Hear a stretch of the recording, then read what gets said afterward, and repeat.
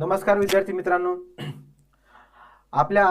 आपण आजच्या लेक्चरमध्ये कॉन्ट्रॅक्ट आणि बिलिंग हा सब्जेक्ट जो आहे 6व्या सेमिस्टरचा 3ऱ्या वर्षाचा 6व्या सेमिस्टरचा सब्जेक्ट आपण डिस्कस करणार आहोत.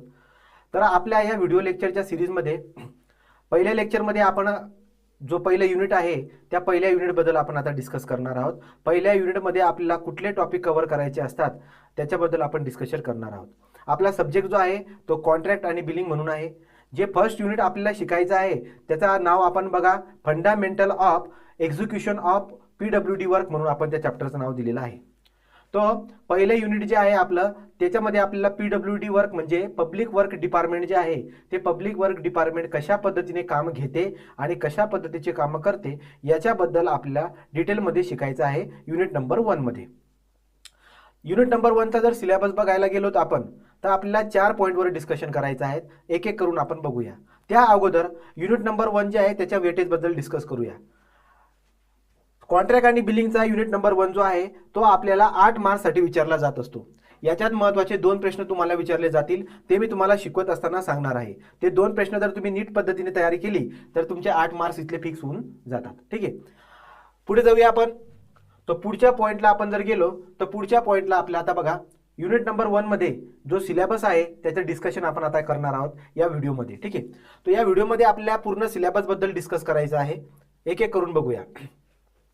सगळ्यात अगोदर जो युनिट आहे आपला त्या चॅप्टरच्या याच्याबद्दल आपण बोलूया. बघा काय म्हटलंय, आपण जर बघायला गेलो तर आपल्याला बोलता येते तो PWD वर्क जे आहे त्याच्या एक्झिक्युशन बद्दल बोलायचे. ठीक आहे, तो फंडामेंटल आपण कोणाला बोलतो बघा, fundamental of execution of PWD work. तो यासाठी तुम्हाला एक एक टर्म फोडून तुम्हाला सांगावा लागेल.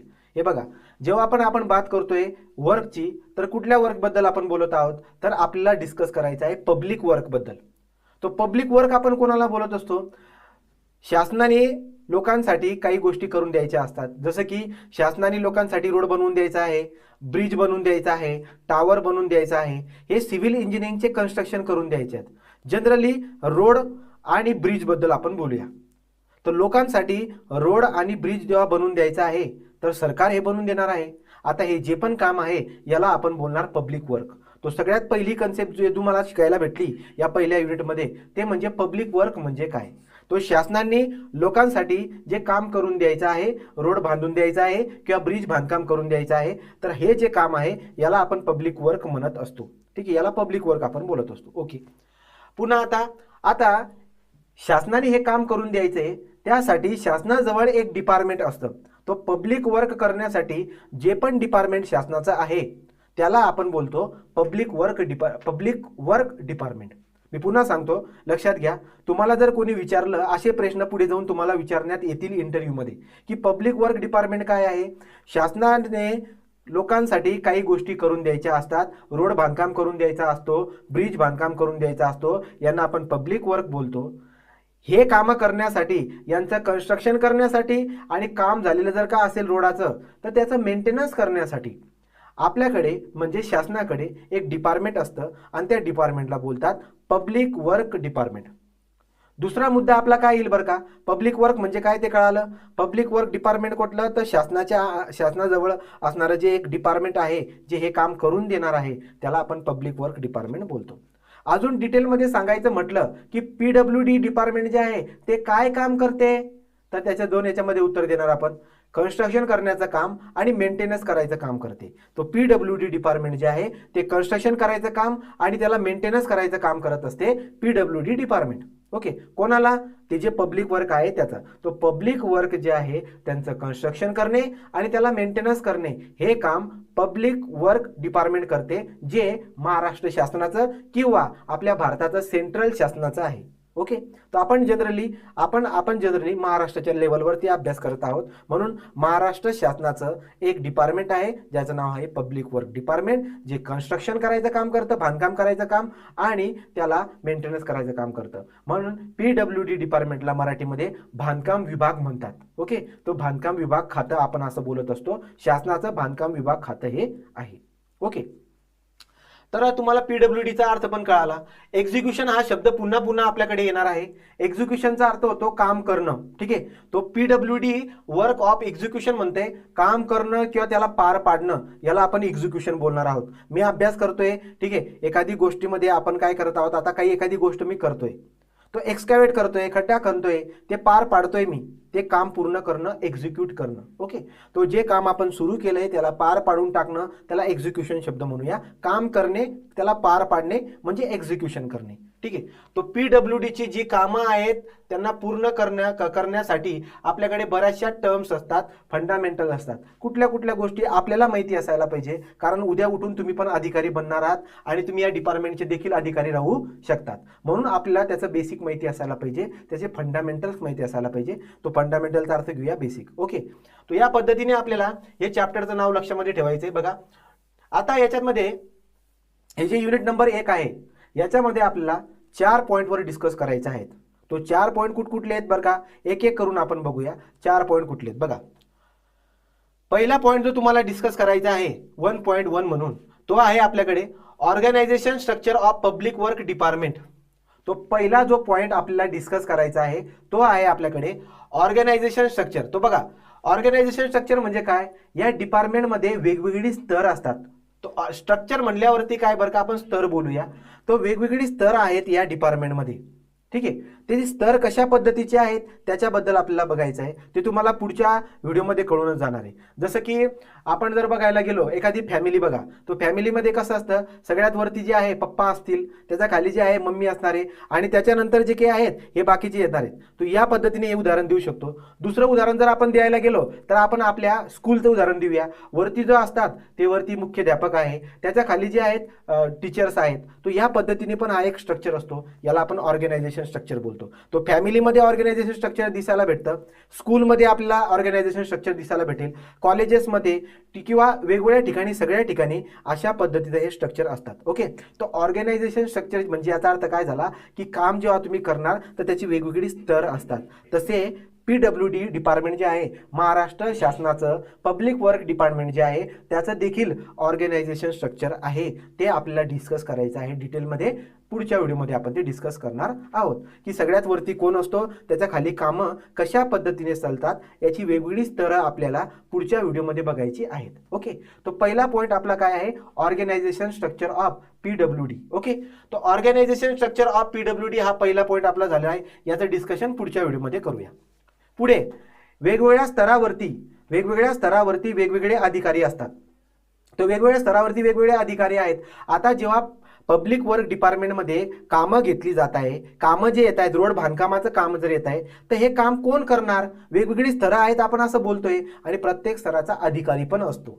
तो प्रत्येक डिस्टर्ब करण्यासाठी सॉरी, पण बघा विद्यार्थी मित्रांनो, जर तुम्हाला आमच्या शिक्षकांची शिकवणी आवडत असेल आणि आमच्यासोबत तुम्हाला संपूर्ण कोर्स कंटिन्यू करायचा असेल तर आताच डाउनलोड करून घ्या विनीत ट्युटोरियल ऍप्लिकेशन, जे play store were free of cost available आहे. आणि हो, आमची फ्री डेमो लेक्चर बघा आणि शिकवणी आवडत असेल तर कोर्स परचेस करून लागून जा अभ्यासाला. कारण आमचं फक्त एकच स्वप्न आहे, काय की महाराष्ट्रातला प्रत्येक विद्यार्थी शिकला पाहिजे साध्या आणि सोप्या भाषेत. आणि आमच्या ऑनलाईन कोर्समध्ये तुम्हाला संपूर्ण सिलेबस प्रॉपर कॉन्सेप्च्युअली प्रत्येक ईच अँड एव्हरी कॉन्सेप्ट नुसार तुम्हाला शिकवला जाईल.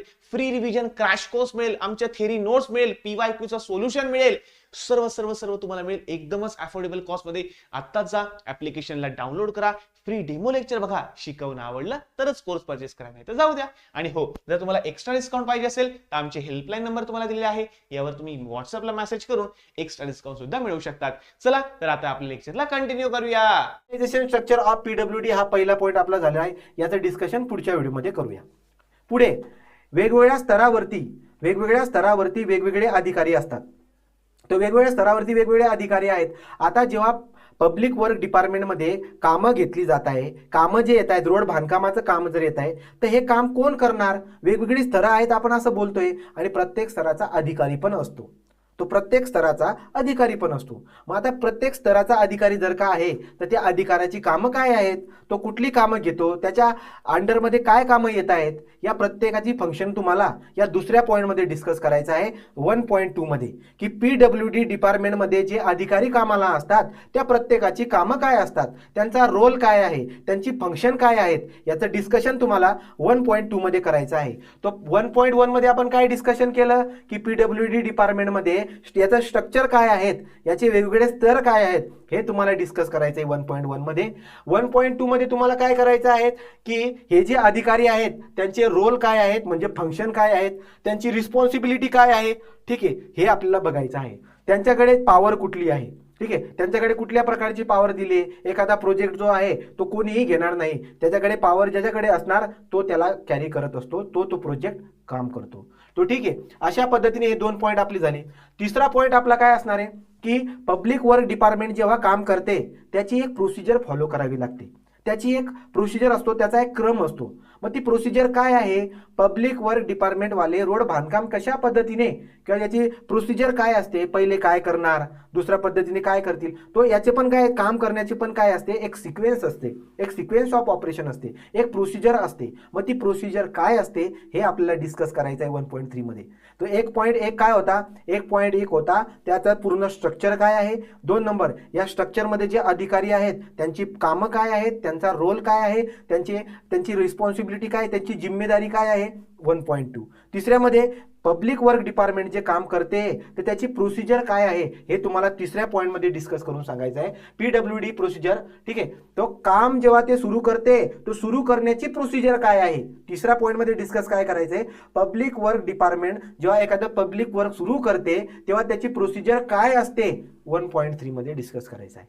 आणि 1.4 जो आपला असणार आहे याच्यामध्ये आपल्याला काय शिकायचं आहे की पब्लिक वर्क डिपार्टमेंट जे काम घेते, जसे की रोडाचं काम घेते, तो ते काम करण्याची वेगवेगळ्या पद्धती असतात. जसं की समजा मी तुम्हाला एक उदाहरण देतो जे आपल्या ग्रामीण भागाकडे किंवा आपल्या गावठी भाषेमध्ये आपण बोलू शकतो. जसं की मक्का कापायचा आहे, तो मक्का कापण्यासाठी आपल्याकडे काय असणार आहे, आपल्याकडे रोजाने पण आपण माणसांना कामाला लावू शकतो. दुसरी पद्धत आपल्याकडे काय आहे, दुसरी पद्धत आहे की आपण त्यांना उक्त काम देऊन देतो की बाबा 1 एकर वावर आहे, 5,000 रुपये घ्या, यांना कापून आणि जेवढे पण कामं शक्य असतील सगळे कामं करून द्या. अशा पद्धतीची पद्धत असतात.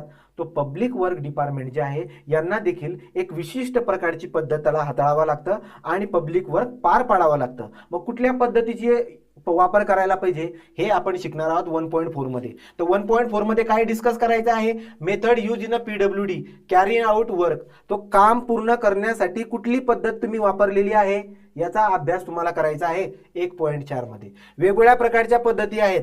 कॉन्ट्रॅक्ट मेथड आहे, ठीक आहे ना, डिपार्टमेंटल मेथड झाली, नंतर rate list method, piece work method, day work method, खूप महत्त्वाच्या पद्धती आहेत. यांच्यावरती फरक स्पष्ट करा, परीक्षेमध्ये आपल्याला विचारला जातो. या प्रत्येकाची आपल्याला माहिती असायला पाहिजे. किती पद्धती आहेत तो बघा. कॉन्ट्रॅक्ट मेथड झाली पहिली, डिपार्टमेंटल मेथड ही पण आपल्याला डिटेलमध्ये बघायची आहे.